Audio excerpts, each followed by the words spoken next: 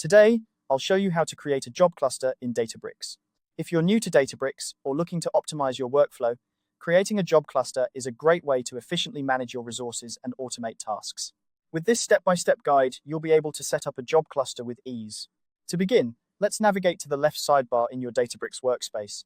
Here, you'll find a range of options tailored to help you manage your data and workflows.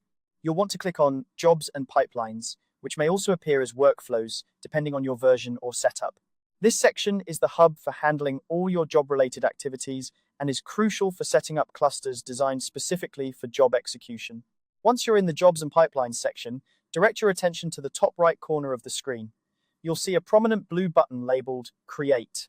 Clicking this button will present you with a drop-down menu. From there, select Job. This selection is your gateway to creating a job cluster, which is a cluster that's specifically optimized to run jobs efficiently. These clusters are ephemeral, meaning they are spun up for the duration of the job and terminated thereafter, optimizing cost and resource usage. After selecting Job, you'll need to define your first task. This is where you specify what you want your job cluster to do. It could be anything from running a Spark job to executing a series of data transformations.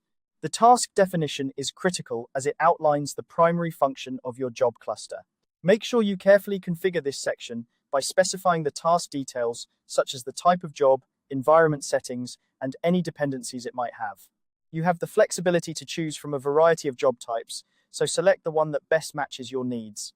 Once you've defined and configured your task, it's important to save your work.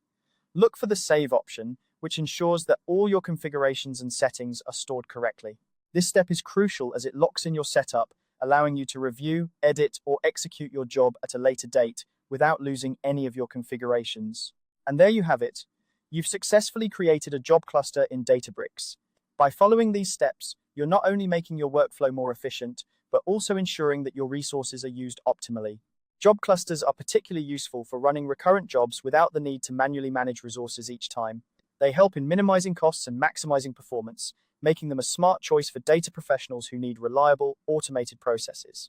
Remember, practice makes perfect. If you're just starting out, don't hesitate to explore different configurations and tasks to see what works best for your specific needs.